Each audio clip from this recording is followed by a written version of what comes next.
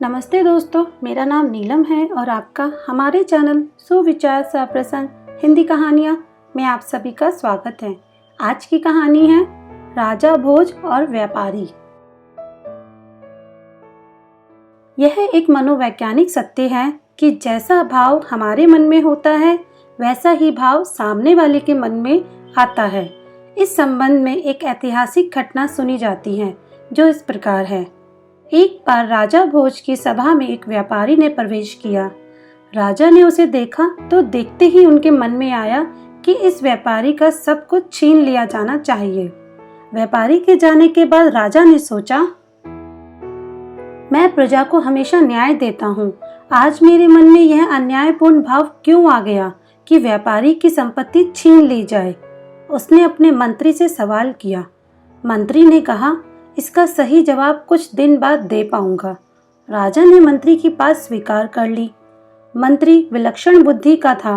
वह इधर उधर के सोच विचार से संयम ना खोकर सीधा व्यापारी से मिलने पहुंचा। व्यापारी से दोस्ती करके उसने व्यापारी से पूछा, तुम इतने चिंतित और दुखी क्यों हो? तुम तो भारी मुनाफे वाला चंदन का व्यापार करते हो। व्यापारी बोला, धारा नगरी सहित मैं कई नगरों में चंदन गाड़ियां भरे फिर रहा हूँ, पर इस बार चंदन की बिक्री ही नहीं हुई। बहुत सारा धन इसमें फंसा पड़ा है। अब नुकसान से बच पाने का कोई उपाय नहीं है। व्यापारी की बातें सुन मंत्री ने पूछा, क्या अब कोई भी रास्ता नहीं बचा है? व्यापारी हंसकर कहने लगा, अगर राजा भोज की मृत्यु हो जाए तो उनके दाह संस्कार के लिए सारा चंदन बिक सकता है। मंत्री को राजा का उत्तर देने की सामग्री मिल चुकी थी। अगले दिन मंत्री ने व्यापारी से कहा कि तुम प्रतिदिन राजा का भोज पकाने के लिए एक मन 10 किलो चंदन दे दिया करो और नकद पैसे उसी समय ले लिया करो। व्यापारी मंत्री के आदेश को सुनकर बड़ा खुश हुआ। वह अब मन ही मन राजा की लंबी उम्र होने की कामना करने लगा। एक दिन राजसभा चल रही थी।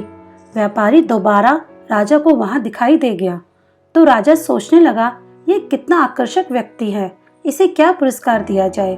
राजा ने मंत्री को बुलाया और पूछा, मंत्रीवर, यह व्यापारी जब पहली बार आया था तब मैंने तुमसे कुछ पूछा था, उसका उत्तर तुमने अभी तक नहीं दिया। खैर, आज जब मैंने इसे देखा तो मेरे मन का भाव बदल गया। पता नहीं आज मैं इस पर खुश क्यों हो रहा हूँ और इसे इनाम देना चाहता हूँ। मंत्री को तो जैसे ही इसी क्षण की प्रतीक्षा थी। उसने समझाया, महाराज, दोनों ही प्रश्नों का उत्तर आज दे रहा हूँ।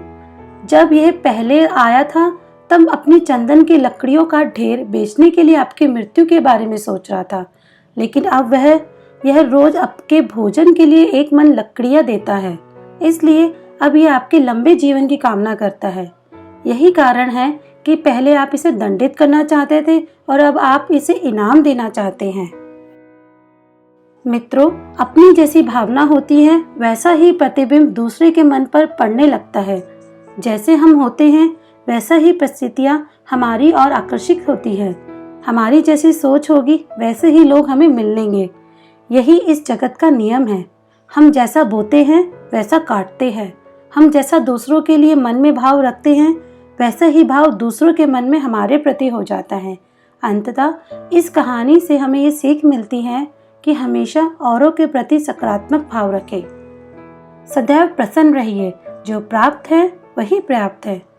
आपको हमारी ये छोटी सी कहानी कैसी लगी हो तो प्लीज़ नीचे कमेंट करके ज़रूर बताएं और इसे लाइक और अपने सभी दोस्तों के साथ शेयर करना ना भूलें। धन्यवाद।